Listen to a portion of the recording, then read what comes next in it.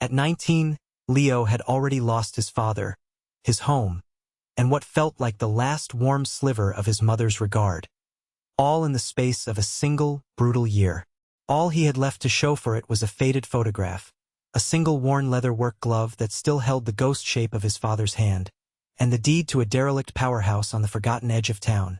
A crumbling brick behemoth he'd bought for $1 at a tax auction nobody else even bothered to attend.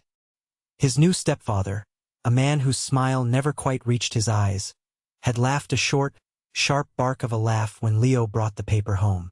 The town's only developer, a man named Thorne with polished shoes and an even more polished manner, called the place a liability, a tombstone for a dead industry, worth less than the cost of tearing it down. But what nobody knew, what couldn't be seen from the road or measured on a surveyor's map, was that the great, cold heart of the building, a monstrous, silent boiler coated in a half-century of dust and rust, held a promise forged in fire and grief, a story waiting for the right hands to uncover it. That, though, comes later. First, there was the leaving.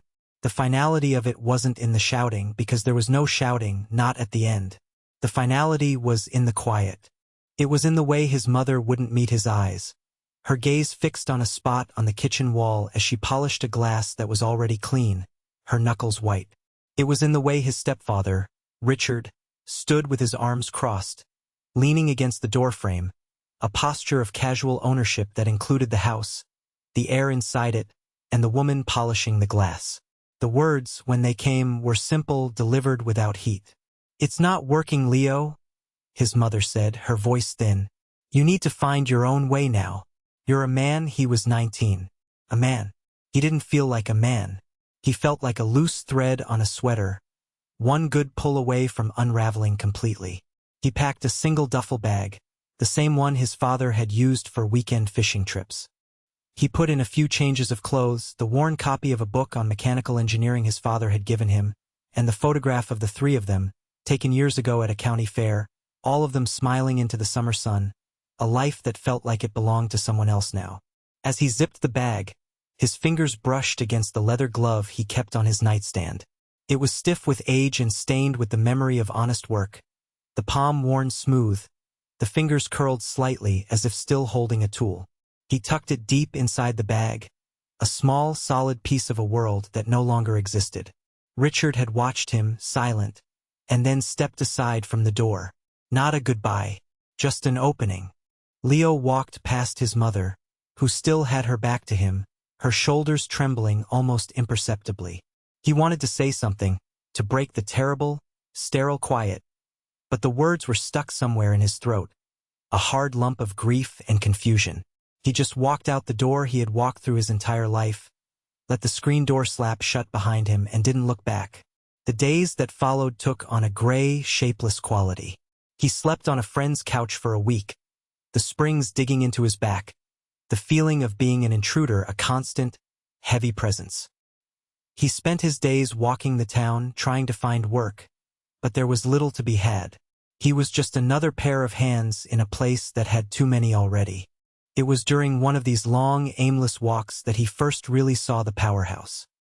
He'd passed it 1,000 times before, of course, a hulking ruin down by the river, its smokestack a jagged tooth against the sky. The town had grown away from it, leaving it to the mercy of weather and time. The windows were shattered, the great sliding doors were rusted half open, and a forest of weeds had consumed the old access road. It was a place of endings. But that day something made him stop. He looked at the brickwork, the high, arched windows that spoke of a different era, a time of pride and solid things. He saw the way the morning light cut through the broken panes, illuminating swirling dust motes like constellations in a dark, forgotten galaxy. He felt not decay, but a kind of deep, abiding silence, a stillness that seemed to absorb the noise of his own troubled mind. He learned about the tax auction from a notice tacked to the corkboard at the post office. A single sheet of paper yellowed at the edges. The property was listed as Parcel 734, described in cold, legal terms. Industrial structure, non-operational, significant structural concerns. The minimum bid was $1.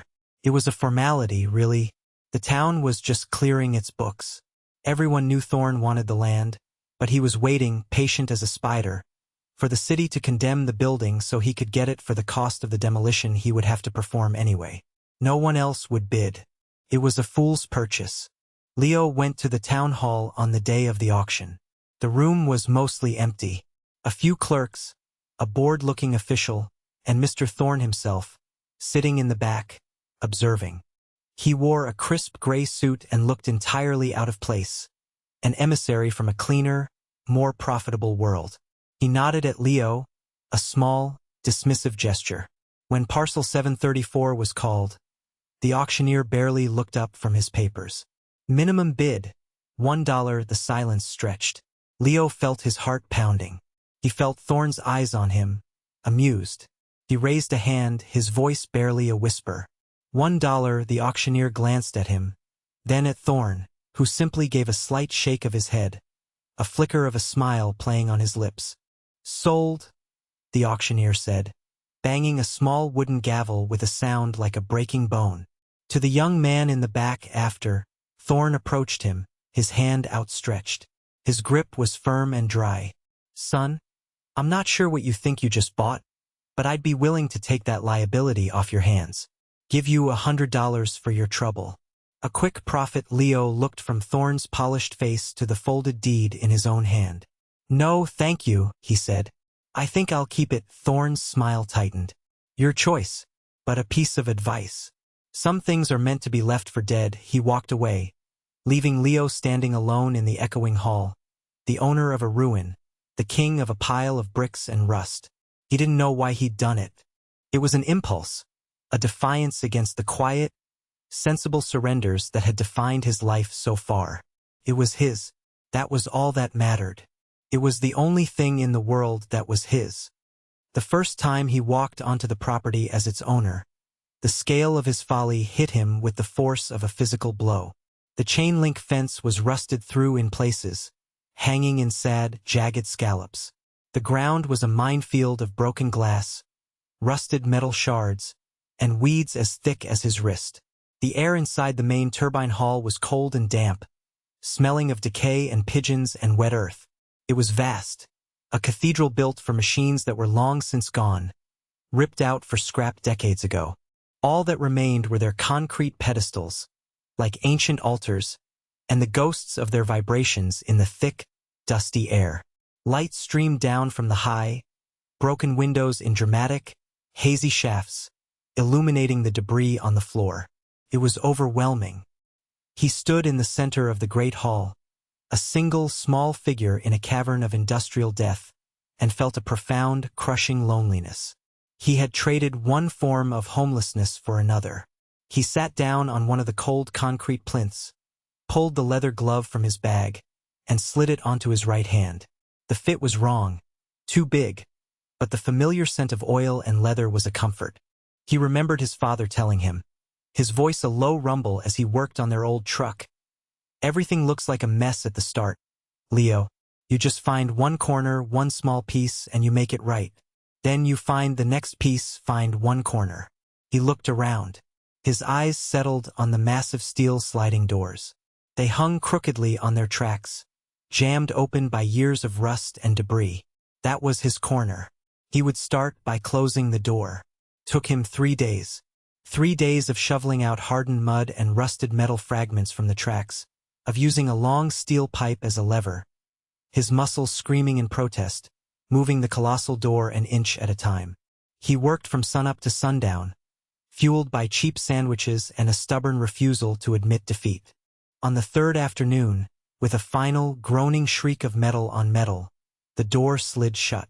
It plunged the hall into a dim, dusty twilight, but it was a solid, declarative sound. Closing. A beginning.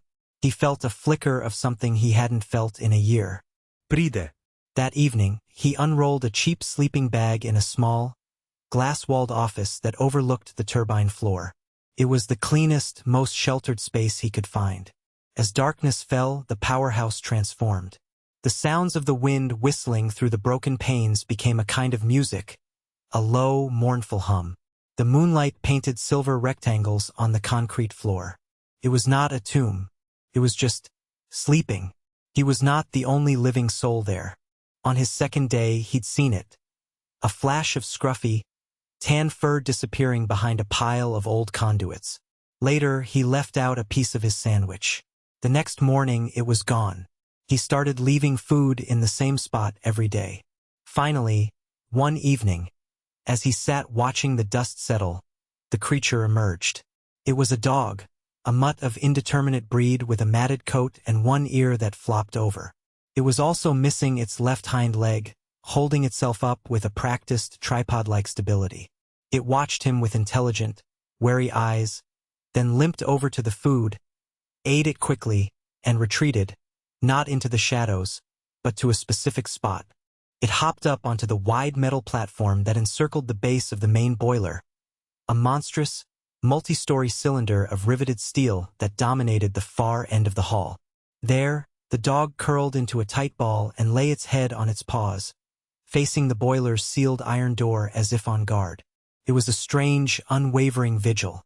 Leo started calling the dog Cinder, for its dusty coat and its home in the heart of the old fire-breathing beast. The dog never came close enough to be touched, but it became his silent companion, a fellow survivor in the forgotten place. His presence in the powerhouse did not go unnoticed.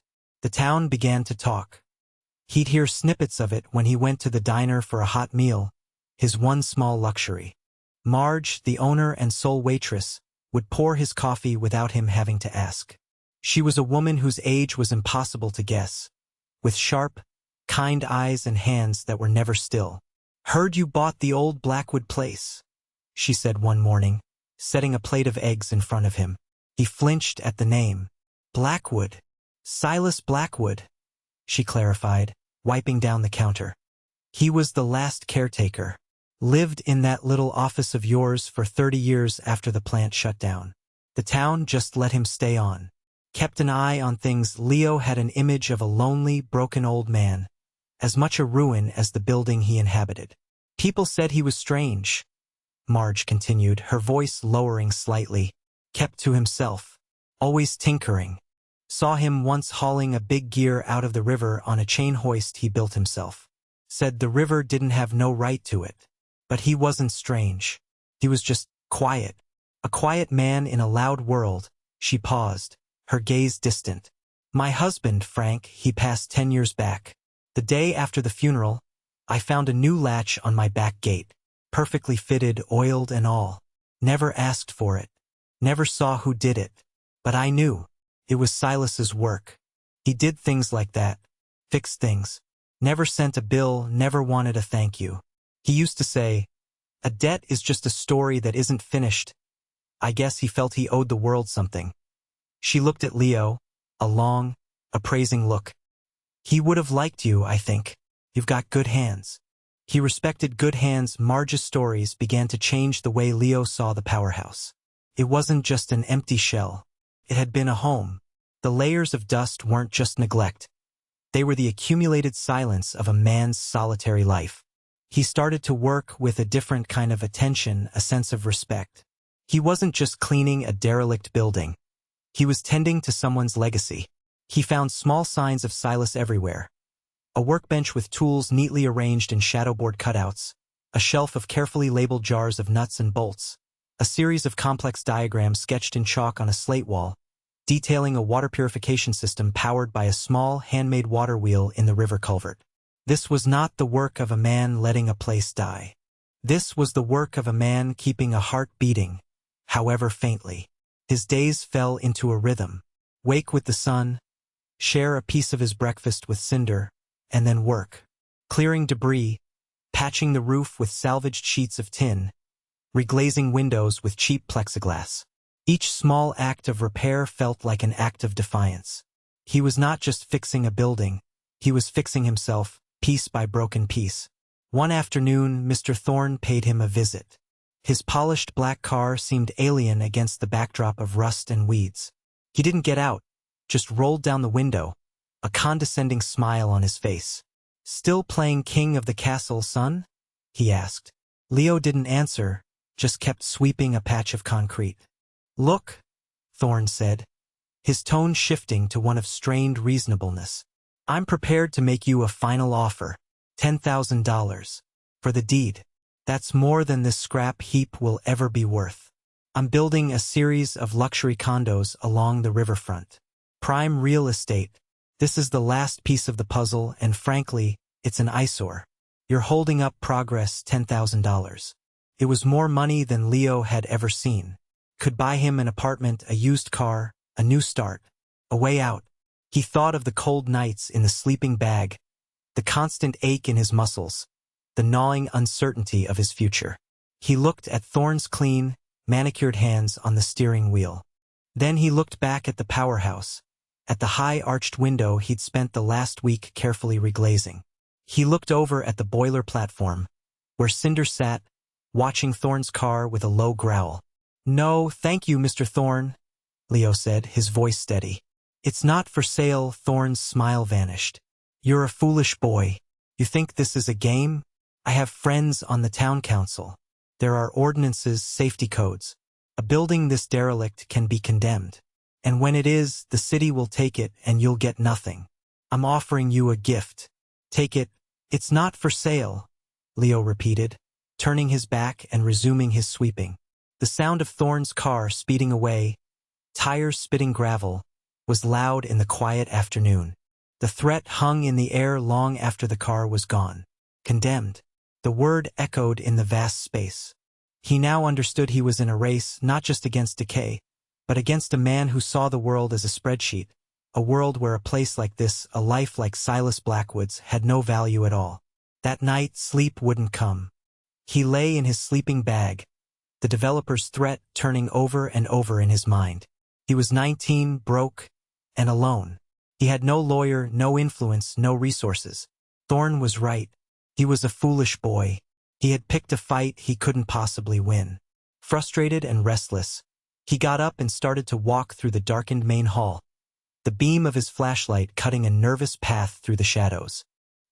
He found himself drawn, as he often was, to the boiler. It was the soul of the building, a silent iron giant. Cinder was there, of course, in his usual spot, a furry sentinel. The dog lifted its head as Leo approached, thumping its tail once against the steel deck plating. It was a small gesture, but it felt like reassurance. Leo ran his hand over the cool, riveted surface of the boiler. He had spent days cleaning the exterior, scrubbing away decades of grime, revealing the maker's plate.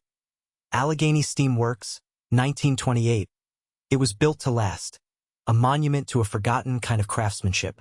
He'd studied the schematics he'd found in Silas's office, trying to understand its inner workings. The firebox, the water tubes, the pressure gauges. It was a masterpiece of engineering. He shone his light on the access door where Cinder lay, the one that led to the firebox. And then he moved the beam along the lower courses of the massive cylinder, tracing the lines of rivets. And that's when he saw it. An anomaly. A detail so small he had overlooked it 100 times before.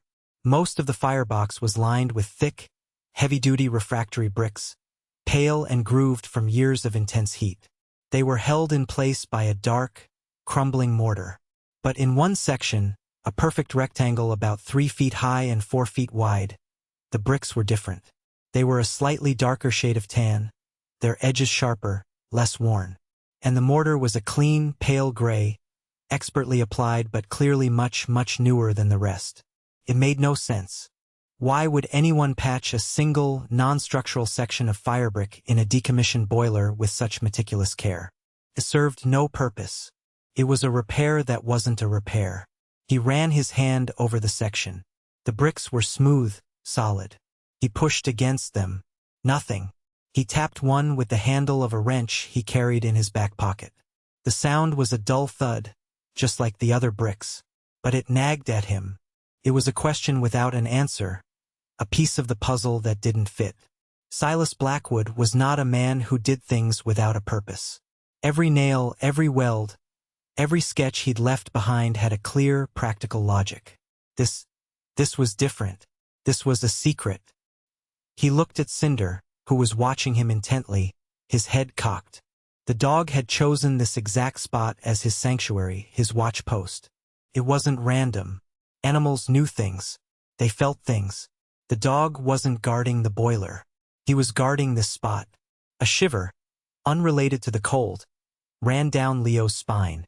He knew, with a certainty that settled deep in his bones, that whatever story this powerhouse held, the next chapter was waiting for him behind that wall of mismatched bricks. The next day he started. He took a thin crowbar and a hammer and went to the anomalous section of brickwork. Cinder sat a few feet away, watching every move, a silent, attentive supervisor. Leo felt a strange sense of trespass, as if he were about to break a sacred trust. He took a deep breath and inserted the tip of the crowbar into the fine gray mortar line. He tapped it gently with the hammer. A chip of mortar fell away. He worked slowly, carefully, trying not to damage the bricks. He didn't know why, but it felt important to be respectful. Took hours. The meticulousness of Silas's work was his enemy now. The mortar was strong, the bricks set perfectly. His shoulders ached, and his hands were raw, but he kept going, driven by a relentless curiosity. Finally, the first brick came loose. He wiggled it back and forth until he could pull it free. He shone his flashlight into the dark hole. He was expecting to see the thick steel shell of the boiler. Instead, he saw nothing but more darkness, a hollow void. His heart began to beat faster. He worked with renewed urgency, prying out the rest of the bricks one by one, stacking them neatly on the platform. Behind them was not steel, but a second wall, constructed of cinder blocks, also neatly mortared. Silas had built a wall within a wall, a hidden chamber. In the center of the cinder block wall was a small, recessed steel door, like one you'd find on a safe. It had no handle, no visible hinges, and no lock. Just a small, perfectly round hole in the center, about the size of a dime. He was stumped. He pushed on the door, pulled at its edges. It was seamless, immovable. Frustrated, he sat back on his heels, staring at the strange little door. What was the key? He thought about Silas, about the way the man's mind seemed to work. Everything had a purpose. Nothing was wasted. He thought about the workshop, the neatly labeled jars, the specific tools for specific tasks. The answer wouldn't be force. It would be something precise. His eyes scanned the workshop area, the scattered remnants of Silas's life. He searched for an hour, looking for a key, a lever, anything that might fit the small hole. Nothing. He went back to the boiler, defeated, and sat down next to Cinder, stroking the dog's rough fur. The dog licked his hand, then nudged its head against the wall of the boiler, just to the right of the hidden door. Leo shone his light where the dog had indicated, and there, almost invisible against the dark steel, was a single out-of-place bolt head. It wasn't a rivet like the thousands of others. It was a hexagonal bolt, and it was shiny, as if it had been turned recently. He retrieved a wrench from the workbench. Fit perfectly. He turned it, and with a low, satisfying click, the small steel door on the inner wall swung inward. The air that drifted out was cool and dry, smelling not of damp and decay, but of old paper and oiled steel. He shone his light inside. The chamber was small, about the size of a closet, and completely lined with thick, tarred canvas to waterproof it. And it was full. Stacked neatly on wooden shelves were a series of heavy, fireproof metal boxes, the kind used for military documents or bank storage. There were at least a dozen of them, each stenciled with a single letter of the alphabet. He reached in and pulled one out. It was heavy, solid. The latch was simple. He lifted it and opened the lid. He was expecting money or gold, something with obvious measurable value. But what he saw was something else entirely. The box was filled with small, exquisitely crafted objects. A tiny, perfect replica of a steam locomotive, its moving parts all functional. A delicate, articulated bird made of polished brass and copper. A set of hand-ground lenses for a telescope. And each object had a small, yellowed card tied to it with a piece of string. He picked up the little locomotive. The card attached to it read, "For Thomas Miller, who lost his own. Christmas, 1982. Paid in full." He picked up the brass bird. "For Sarah Jenkins, whose singing stopped. April, 1995. Paid in full, he opened another box, and another. It was the same. Dozens upon dozens of objects, each a marvel of miniature engineering and artistry, each tagged with a name, a date, a brief, cryptic reason, and the same 3 words, paid in full. There were also ledgers. Small, leather-bound books filled with Silas Blackwood's neat, compact handwriting. He opened one. It wasn't a record of money, but of debts. Not debts owed to him, but debts he felt he owed to the town. Martha Gable, for the kindness of a hot meal, winter of '78. Repaired the water pump on her well, Sheriff Brody, for looking the other way when my truck registration lapsed.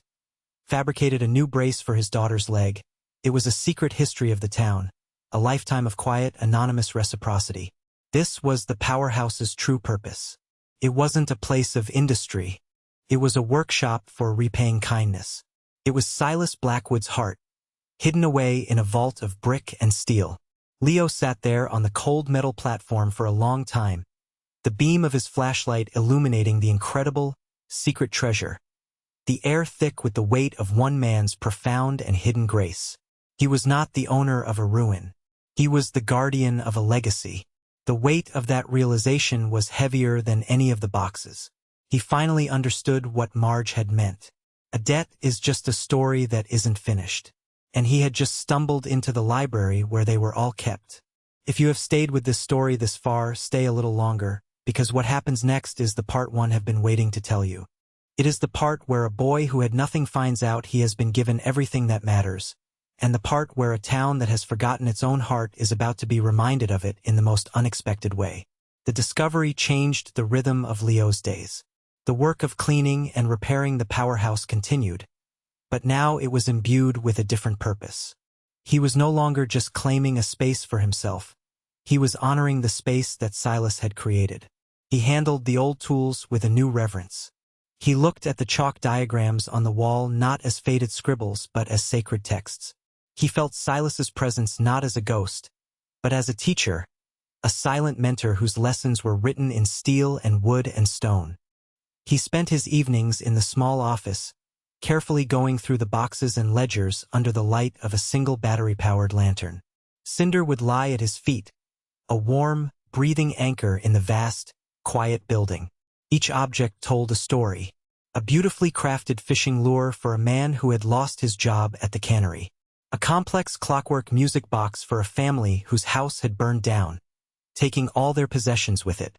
A perfectly balanced hammer that had simply appeared on the workbench of a young carpenter struggling to start his business.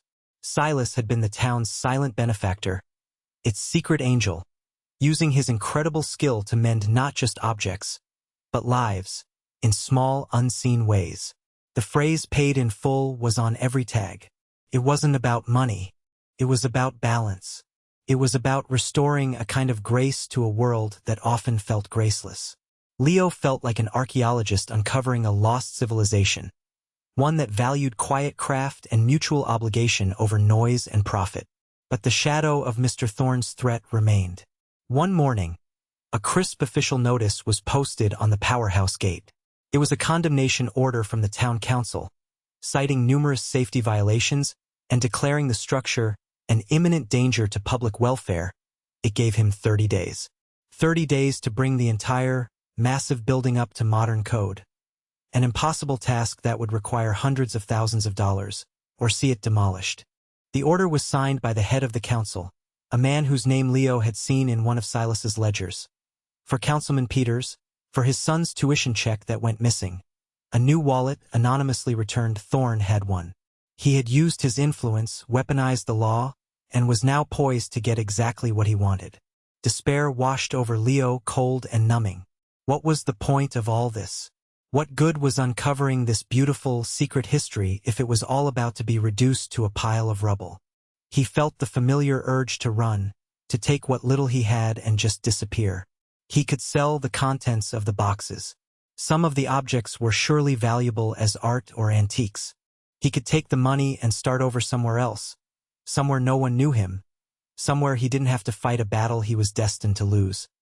He walked back to the boiler, the condemnation notice crumpled in his fist. He looked at the open chamber, the boxes stacked neatly inside.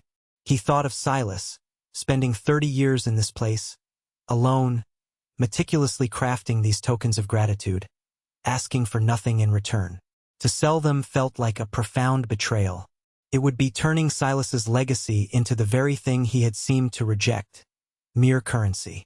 Cinder nudged his hand, whining softly, as if sensing his turmoil. Leo sank to the floor, his back against the cool steel of the boiler. He was just a kid. It was too much. He didn't know what to do. He decided to pack one more box away, the last one, which he hadn't yet opened. It was smaller than the others and lighter. He pulled it from the back of the chamber. Unlike the others, it wasn't stenciled with a letter. It had his own name on it. Leo. His blood ran cold. That was impossible. Silas Blackwood had died 2 years before Leo had even known this place existed. He fumbled with the latch, his hands shaking. He lifted the lid. Inside, nestled on a bed of dark velvet cloth, was a single object. A brand new leather-work glove, a perfect match for the worn one his father had left him. And underneath it was a thick, sealed envelope. With trembling fingers, he picked it up. His name was written on the front in Silas's neat, angular script. He broke the seal. The letter inside was written on heavy, cream-colored paper. The ink was a dark, faded blue. If you are reading this, it began, then you are the right person. I don't know your name, so I have left that for you to fill in. But I know your character. I know it because the only person who would have the patience and the heart to get this far would be someone who understands that the value of a thing is not the same as its price. Leo's eyes filled with tears. He read on. I used to watch you, the letter continued, you and your father, working on that old truck in your driveway. I saw the way he taught you, the way you watched his hands. I saw the care you took. The world has too many people who want to tear things down. It needs more people who know how to build, how to mend. People with good hands and a quiet heart. This place, this powerhouse, it was my sanctuary after I lost my own family in a fire a long time ago. The people in this town, they were kind to me in my grief. They didn't pry. They just left a bag of groceries on my step or filled my truck with gas when I was low. Small things. This was my way of saying thank you. I paid my debts. But a debt is just a story that isn't finished. I am an old man now. My hands are not as steady as they once were. My story is ending. If you have found this, it is because you are meant to be the next part of the story. A place isn't the bricks, it's the purpose. The purpose is yours now. Don't let them scrap the story. Tucked into the fold of the letter was a small, heavy, hand-forged key. At the bottom of the page, Silas had written one final line. P.S. The key opens the old maintenance locker in the turbine hall. There are blueprints inside. Not for the powerhouse. For Thorne's new condos. He cut corners on the foundation survey. The river floods there every 20 years. He knows. I made sure he knew the letter was a shield. It was a weapon. It was a map. And it was a transfer of title, not of property, but of purpose. Leo stood up, the letter in his hand. The despair was gone, replaced by a cold, hard certainty. He was not going to run. He was going to fight. He slid the new glove onto his left hand. Fit perfectly. He now had a pair. He walked over to the maintenance locker, a tall, rusted cabinet he'd ignored until now. The key slid into the lock and turned smoothly. Inside, just as the letter promised, was a roll of blueprints and a thin file folder. The file contained a copy of a geological survey report, detailing the instability of the riverbank on the proposed condo site. And clipped to it was a signed receipt for delivery of the report to Thorne Development, dated 6 months ago. Silas had left him everything he needed. He had not just left him a legacy of kindness. He had left him the tools to defend it. The final town hall meeting was scheduled for the 29th day. The room was packed. Mr. Thorne was at the front, standing beside a glossy architectural model of his Riverbend Vista condominiums. He spoke smoothly, his voice resonating with confidence and reason. He talked about progress, about tax revenues, about creating a modern, vibrant future for the town. He gestured dismissively toward the corner of the model where the powerhouse would be. And we will begin by removing that dangerous, unsightly ruin, that relic of a bygone era, and turning this neglected riverfront into a jewel. The council members nodded along, their minds clearly already made up. The audience was mostly quiet, resigned. It was the way things were. Money and progress always won. When Thorne finished his presentation, the councilman, Mr. Peters, cleared his throat. Does anyone wish to speak in opposition to the motion to demolish Parcel 734? The room was silent. Leo stood up. A murmur went through the crowd. He looked small and out of place in his clean but worn work clothes, a smudge of grease still on his cheek. He walked to the front of the room, not to the podium, but to an empty table he had requested. On it, he placed one of the metal boxes from the boiler. Thorne watched him, a look of amused pity on his face. "Son, I know you have an attachment to that old place," he said, his voice dripping with condescension. "But you have to be realistic." Leo didn't look at him. He opened the box. "I'm not here to talk about my building," he said, his voice quiet but clear, carrying through the silent room. "I'm here to talk about our town, and about the debts we owe." He reached into the box and pulled out the small, brass bird. "My first witness is an object made for Sarah Jenkins," he said, holding it up. "In April of 1995, after she lost her voice to illness in the middle of the room, an older woman with gray hair gasped, her hand flying to her mouth. People turned to look at her. She was Sarah Jenkins. She hadn't sung in the church choir for 20 years. Leo then pulled out the perfectly balanced hammer. "This was for Mark Soloway," he said, "when he was trying to start his carpentry business and couldn't afford good tools." A man in the back of the room, broad-shouldered and flour-dusted from his day's work, stood up slowly. "My God," he whispered. "I found that on my bench. I thought my dad left it for me before he passed." Leo continued, his voice growing stronger with each object he presented. He pulled out a complex, geared mechanism. "This is a new escapement for the town clock, delivered in the middle of the night to old Mr. Abernathy, the clock winder. Because the town couldn't afford the official part," he read the names.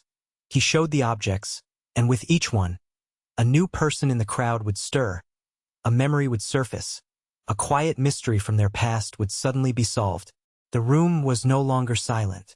It was filled with whispers, with gasps of recognition, with the dawning, collective realization of the secret life of Silas Blackwood. He was not the town hermit. He was the town's anonymous heart. Marge, from the diner, stood up, her voice cutting through the noise. "It was Silas," she said, her voice thick with emotion. "It was always Silas. He fixed my gate. He repaired the school's flagpole. He never took a dime. He just paid his debts." The mood in the room had shifted entirely. It was no longer a zoning meeting. It was a wake. It was a reckoning. The townspeople were looking at each other, seeing the invisible threads of kindness and care that had connected them all. Threads spun by a man they had dismissed as an eccentric recluse. They were not just a collection of individuals. They were a community that had been cared for, and they hadn't even known it. Finally, Leo looked directly at Councilman Peters. He held up a small, exquisitely stitched leather wallet. "And this," he said, his voice dropping, "was for you, Mr. Peters, after your son lost his tuition money before heading off to college." The councilman stared at the wallet, his face pale. He remembered the panic, the shame, and then the miraculous appearance of the wallet in his mailbox the next day, the cash still inside. He had assumed his son had just misplaced it. Now he knew the truth. Thorne, seeing he had lost control of the room, stepped forward, his face flushed with anger. "This is absurd. It's a touching story, a fairy tale, but it has nothing to do with a dangerous, collapsing building. The law is the law. The motion stands." "You're right," Leo said calmly. "Let's talk about the law. And let's talk about your new condos." He walked over to the podium and unrolled the blueprints Silas had left him. He held up the geological survey. "This is a report which you signed for 6 months ago, Mr. Thorne, stating that the land you want to build on is unstable and lies in a 20-year floodplain. A fact you have failed to disclose to this council or to your potential investors. He looked at the stunned faces of the council members. You want to tear down a building that is a monument to one man's integrity, so you can build another that is a monument to your own greed and dishonesty. The room erupted. Thorne stood frozen, his polished facade shattered, exposed. The vote to condemn the powerhouse was unanimously rejected. The motion to open an investigation into Thorne Development's practices was unanimously approved. Leo had won, but it didn't feel like a victory. It felt like a promise kept. As the meeting broke up, people crowded around Leo, touching his arm, thanking him, sharing their own stories of mysterious repairs and unexpected gifts. The town had remembered itself. It had remembered its heart. In the back of the room, a figure stood alone, watching him. It was his mother. Her face was streaked with tears. She didn't approach him. She just looked at him, a look of profound shame and dawning pride, and then she turned and slipped out the door. The fight was over, but the real work, was just beginning. In the days that followed the town hall meeting, something remarkable began to happen. The powerhouse, once a symbol of the town's decay, became its center. It started with Mark Soloway, the carpenter. He showed up the next morning with a truck full of lumber and a crew of 2. Figured we owed the place a new roof, he said, not quite meeting Leo's eyes. He didn't have to. The debt was understood. Soon after, an electrician arrived, a woman whose father's antique radio silence had repaired 30 years earlier. She offered to rewire the entire building, free of charge. The local mason came to inspect the brickwork, pointing out the solid, masterful construction and offering to spend his weekends repointing the mortar. People just started showing up. Some brought tools, some brought food. Teenagers who had once thrown rocks at the windows now came with buckets and sponges to clean them. The community, awakened to the legacy in its midst, began to repay its collective debt to Silas Blackwood, not with money, but with the work of their own hands. They were not just restoring a building. They were restoring their own story. Leo became the quiet conductor of this symphony of renewal. He moved with a new confidence, directing the work, sharing the stories from the ledgers, and making sure every repair was done with the same care and respect that Silas would have shown. The powerhouse was slowly, painstakingly, coming back to life. It would not generate electricity again, but it was generating something far more valuable. Community, purpose, a shared sense of place. One afternoon, as Leo was sorting through a pile of salvaged copper wiring, he saw his mother walking up the long gravel drive. She was alone. She carried a bucket and a set of cleaning rags. She looked uncertain, her hands twisting the handle of the bucket. He stopped what he was doing and waited. She came to a halt a few feet in front of him, unable to meet his gaze. "I heard what you did," she said, her voice barely a whisper. At the meeting, he just nodded. "Richard, he left," she continued, finally looking up. Her eyes were red-rimmed but clear. "He said this town was full of sentimental fools. He didn't understand." I didn't understand. A long silence stretched between them, filled with the sounds of hammers on wood and the distant murmur of the river. "I was wrong, Leo," she said, the words coming out in a rush of shame. "I was scared. After your father died, I just wanted everything to be easy, simple.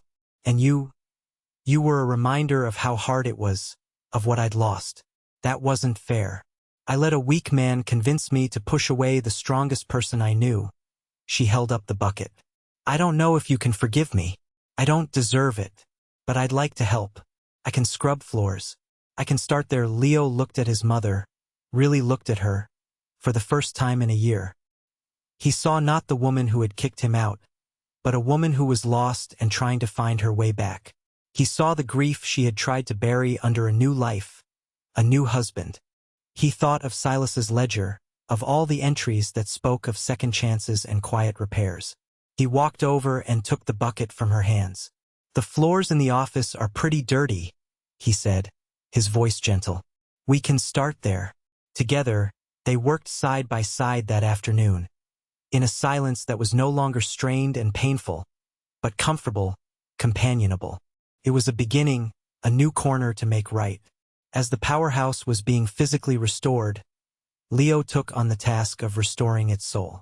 He decided the building wouldn't be a private workshop, but a public trust.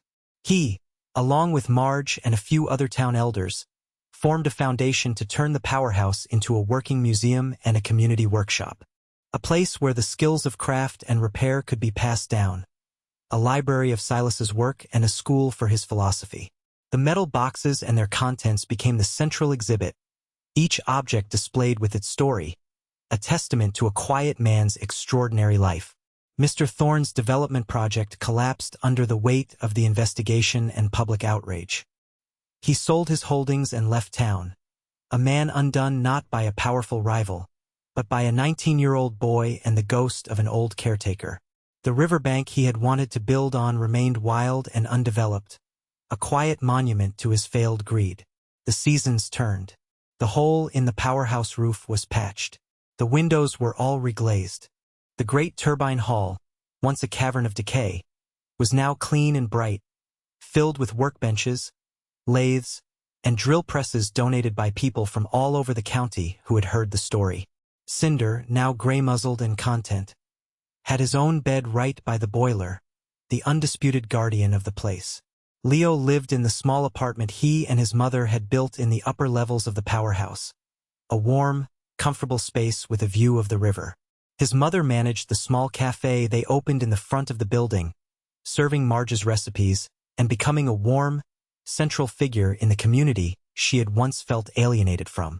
Their relationship, like the building, had been restored through humble, shared labor. It was not perfect, scarred by the past, but it was strong, built on a new foundation of honesty and respect. Leo had found his place. He was no longer a loose thread. He was woven into the fabric of the town, a steward of its most important story.